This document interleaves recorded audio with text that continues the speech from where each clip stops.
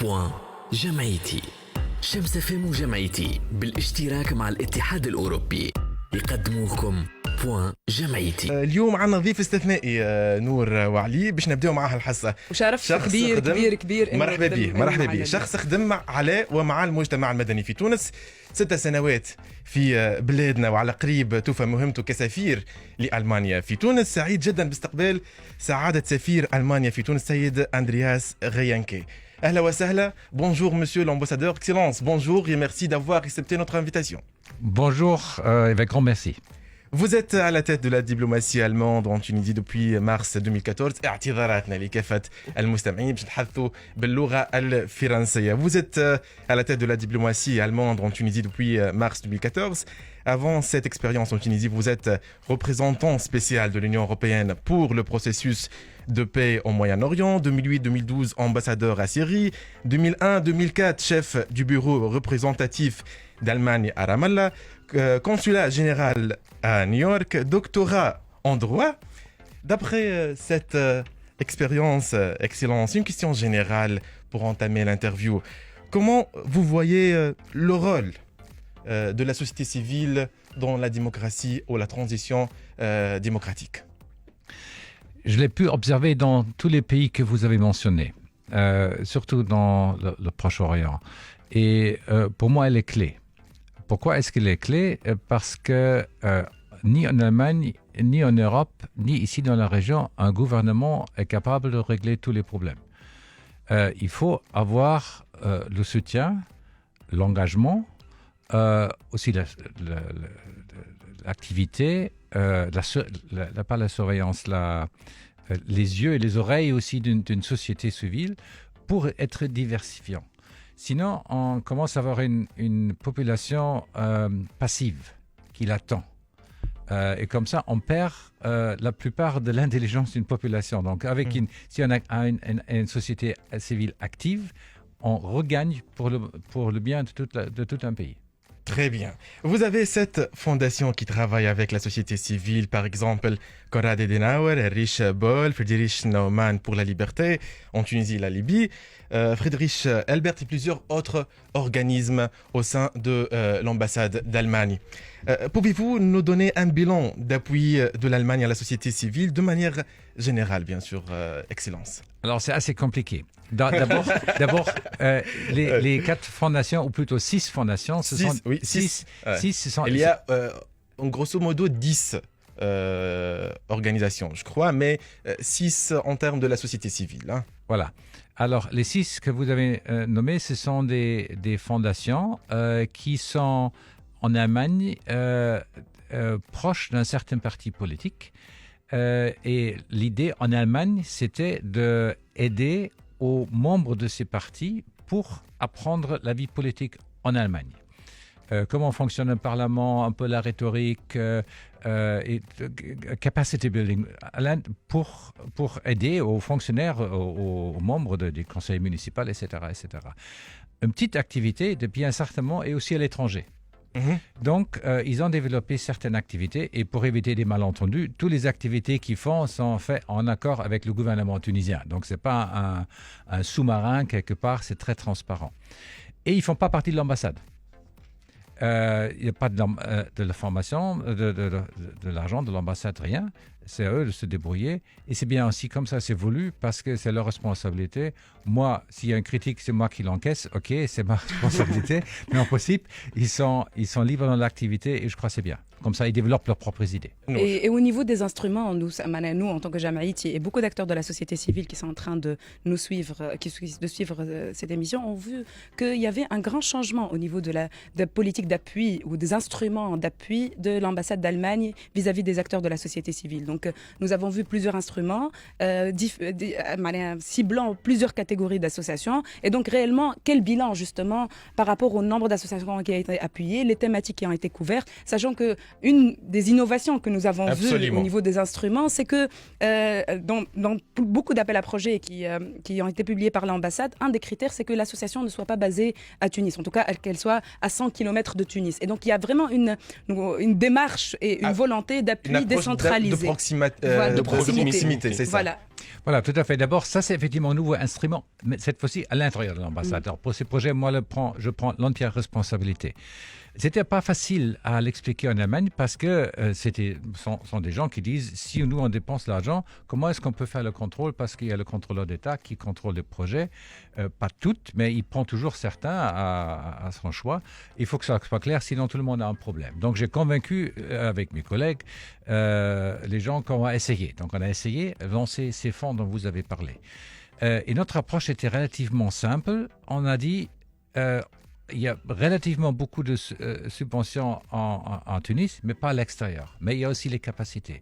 Deuxième chose, on s'est dit, c'est pas nous qui vont développer les idées parce que les Tunisiens connaissent beaucoup mieux leur pays, les besoins, etc. Donc, l'appel à candidature, on va voir dans quelques critères, on va voir ce qu'il vient, qu'est-ce qu'il y a comme idée. C'est pas seulement la bonne idée, mais aussi la bonne préparation et aussi la bonne mise en œuvre qui est important pour nous. Voilà cette approche. Première année, c'était tentative. On a tous tremblé un petit peu. Est-ce que ça marche? Ma collaboratrice Rabeh Weslati, elle a été très stricte concernant des règles. Et moi aussi, on dit il ne faut pas qu'il y ait une erreur. Première année, ça marchait bien. Deuxième année, donc on a pu continuer. On a gagné la confiance du ministère des Affaires étrangères, ou plutôt les associations ont gagné la confiance du ministère des Affaires étrangères. Monsieur l'ambassadeur, en termes de chiffres, depuis votre arrivée en Tunisie, si on parle de financement, le nombre des associations aidées, votre travail en collaboration avec les institutions constitutionnelles, votre bilan en termes de chiffres, si c'est possible, et aussi quelles sont les thématiques que vous avez appuyées au sein de l'ambassade. Alors, les chiffres depuis 2016, c'est en euros 2,3 millions d'euros à travers ces fonds et tout ce qui est fait par l'Union, par le ministère à travers l'ambassade. Donc, ça fait 7 millions de dinars. Donc, deux associations qui sont un peu en dehors de ça, qui ont reçu un peu plus que d'habitude, c'est Tunisia 88, Tunisia 8080 et Dream City. Parce que là, eux-mêmes, ils sont plus larges, donc là, c'était des sommes plus importantes. Donc, il faut enlever ça. Le reste, c'est des chiffres entre 20, 30 000 dinars, des fois 40 000 dinars par projet. Et ça varie un tout petit peu, mais à peu près, ça vous donne l'ordre. Et on a fait le calcul encore avant que je vienne ici. On a soutenu 62 associations. Certaines d'eux, je crois aucune 3 fois, parce qu'on voulait exprès diversifier, dans 21 gouvernorats. Donc surtout à l'extérieur, pas exclusivement à l'extérieur, parce que des fois la qualité n'était pas suffisamment bonne. Et puis il y a une ou deux qui sont quand même venus de Tunis et on a dit bon, qualité. À peu près combien d'associations bénéficient de financement? De l'ambassade, 62. Ah, 62. Par projet. Oui. Donc certaines une deuxième fois pour un deuxième projet, mais pas plus. Et les thématiques abordées? Alors, on a trois thématiques. Là, on appelle culture pour tous. On voulait que la culture tunisienne soit développée par les Tunisiens à l'extérieur des régions où la vie, des fois, est un peu ennuyante. Deuxième, on a vu démocratie pour tous. Ça veut dire développer des idées, comment améliorer le système démocratique dans votre région. Le troisième, c'est développement pour tous. C'était plutôt aussi des projets concrets, par exemple une cantine dans une école rurale, dans un hôpital, l'amélioration d'une station de sage-femme. Et le quatrième, c'est on a développé rapidement cette année Santé pour tous dans le contexte Covid. Donc on a fait ça et dit qu'est-ce que vous pouvez faire pour lutter contre le Covid. Et voilà, on a eu des bonnes idées comme d'habitude. Il y a une autre stratégie que vous adoptez après le Covid-19 en Tunisie, ou vous restez dans la même stratégie avant le corona? On est en train de réfléchir à ça parce qu'il faut rassembler un peu les idées. Et peut-être on écoute aussi vos idées. Qu'est-ce qu'on peut faire? Je crois qu'il faut toujours se mettre un peu en cause. On a fait des approches, vous avez fait des idées et je crois qu'on est en train de discuter aussi avec vous. Qu'est-ce qu'on pourrait faire mieux? Nour. Justement, par rapport à Melek et en réaction avec Monsieur l'ambassadeur sur ce qu'il vient de dire, ce qui s'est passé, la motivation qu'on a vue et la mobilisation qu'on a vue de la société civile dans la période actuelle et l'impact que ça va avoir sur la société civile tunisienne, c'est vraiment des trucs un peu flous. Même nous, en tant qu'acteurs de la société civile, on ne sait pas trop où est-ce qu'on va. Et je pense que le monde entier ne sait pas où est-ce qu'il va. Et c'est pour ça qu'il est vraiment important de mettre en place des instruments qui soient flexibles et agiles. Nous discutions en off justement de la pérennisation du secteur de la société civile et de l'appui à ces petites associations, parce que ce qui est intéressant dans les mécanismes qui ont été financés par l'ambassade d'Allemagne, c'est que au final ça a permis de créer cette nouvelle génération d'associations. Pour les nouvelles associations qui sont créées, c'est très difficile d'avoir un premier financement, et un premier financement, il est vraiment primordial pour une association pour qu'elle arrive à se structurer et commence à faire réellement son travail. Et donc je pense que ce qui est intéressant dans la démarche, c'est justement de pouvoir appuyer ces petites structures qui agissent au niveau local et qui sont d'une très grande importance. Des fois on a tendance à les oublier parce on se concentre même au niveau des publiquement avec les associations qui font le plaidoyer. Mais justement, monsieur l'ambassadeur, par rapport à ces petites associations, comment vous voyez le rôle, quel impact ont ces associations justement au niveau local?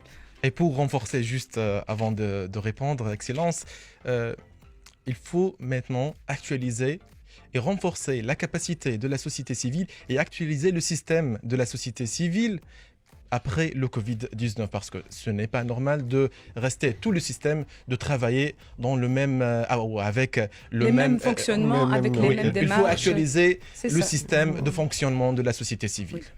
Bon, je crois que la question est très bien et je n'ai pas encore de réponse à ça. Mais c'est plus des réflexions. Dans le off, on avait parlé de ça. J'ai dit c'est en principe une bonne idée parce qu'il faut faire cet accompagnement. Il faut aussi faire sûr qu'un projet se termine pas, ou une association ne termine pas par l'ouverture du projet. Donc il faut qu'il y ait une vie, un théâtre dans un petit village, il faut qu'il vive, pas seulement les murs. Donc comment gérer? C'est pas facile. Donc c'est probablement quelque chose qu'il faut réfléchir encore plus. On a peut-être besoin de vos idées aussi. Peut-être vous, je dis ça maintenant pour nous, peut-être vous nous envoyez vos idées et on va entrer dans un mode de réflexion, qu'est-ce qu'on peut faire mieux, comment le structurer, etc. C'est pas seulement le financement, c'est parfaitement possible que l'argent va diminuer. Donc les associations doivent et veulent continuer. Se préparer, il faut qu'elles se préparent, elles ne soient pas dans la réactivité et plus dans la proactivité. Voilà, c'est ça le point. Il faut être actif, pas réactif. Voilà. Une association qui vous écoute maintenant, Excellence, comment fait-elle pour bénéficier d'un appui de votre part? C'est très simple. Vous attendez le prochain appel d'offres. Vous regardez si votre association va dans le cadre de cet appel d'offres, s'ils ont des projets, et vous envoyez, selon les règles de cet appel d'offres, un premier projet, idée de projet. Mais pas seulement une idée, je veux, mais quand même élaborer un peu le suivi. Et on fait un premier tri avec notre équipe. Et dans le deuxième, on fait un accompagnement plus approfondi pour finalement choisir normalement entre 100, 120, 130 applications, une 10 associative projet. Nour Kaabi, elle est très actif aujourd'hui. Mais justement, parce qu'on a monsieur l'ambassadeur avec nous, il faut qu'on allez-y. Vous avez, j'imagine, rencontré plusieurs acteurs de la société civile sur vos différentes missions en terrain que vous avez organisées sur la dernière période. Et donc, quelles seraient les principales recommandations que vous donneriez justement aux acteurs de la société civile pour qu'elles s'inscrivent justement dans la durée, mais surtout pour qu'elles proposent des projets plus pertinents et qui répondent à des problématiques vraiment de société, justement, parce que, comme vous le savez, il y a une grande crise de confiance, même pas au niveau des gens qui nous entendent, qui entendent même le point Jamaïti chaque samedi. Il y a beaucoup de suspicions sur les rôles d'associations. Quel rôle pour les associations? Est-ce que c'est vraiment important d'avoir des associations? Les mouvements informels existent, on pourrait travailler dans des mouvements informels. Donc, quelle serait la principale recommandation? Alors, première, quant à l'idée, votre idée. Alors, ça, je crois, vous voyez, alors vous, les associations, vous êtes dans votre village, dans votre ville, vous voyez où il y a un manque, donc c'est votre idée. Donc ça, on n'a rien à ajouter. Mais la mise en œuvre, donc il faut, dès qu'on a une idée, voir comment est-ce que je pourrais la réaliser. quelle étape? Est-ce qu'il faut un bâtiment? Est-ce que j'ai suffisamment de collaborateurs? Combien d'argent j'en ai besoin pour acheter certaines choses, avoir des idées de prix correctes.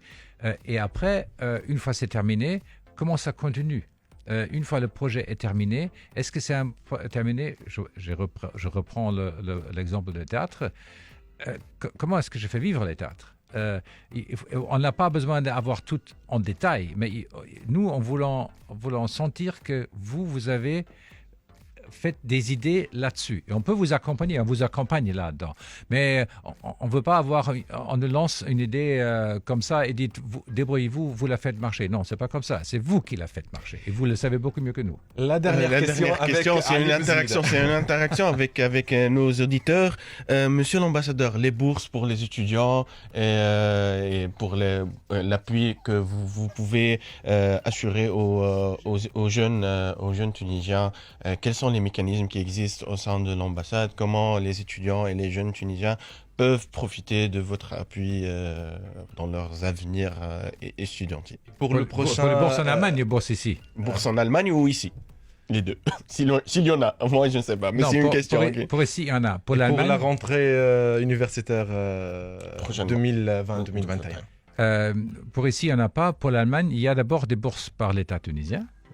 Pour les meilleurs, je crois entre 20 et 30, que les étudiants sont accompagnés par le bureau de DAAD, c'est le bureau d'échange académique, qui est indépendant de l'ambassade, ils ont un bureau au centre-ville. C'est eux qui accompagnent ces 20 étudiants. Mais il y a d'autres, 20 ou 30, je ne sais pas exactement comment c'est chaque année.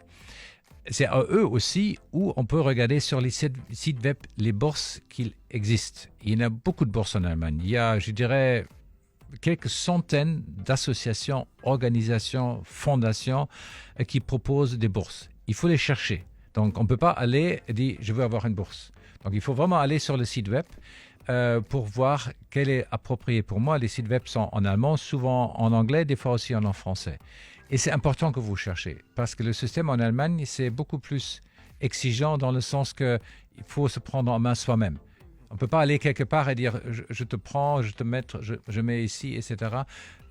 Mais il faut beaucoup d'engagement soi-même. Et ceux qui sont dans des associations souvent ont appris cet engagement. Donc regardez sur le DAAD, leur site web, cherchez, prenez-vous le temps. Vous êtes souvent dans l'Internet pour plein de choses. Peut-être vous réservez 1 ou 2 heures pour regarder là-dedans. C'est juste de visiter le site web de l'ambassade. Non, c'est DAAD. Parmi les fondations d'Allemagne.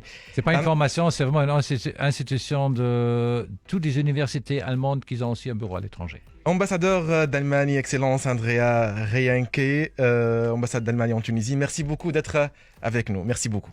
Grand plaisir et bonne chance à toutes les associations en Tunisie. Je vous en prie. Merci. Merci.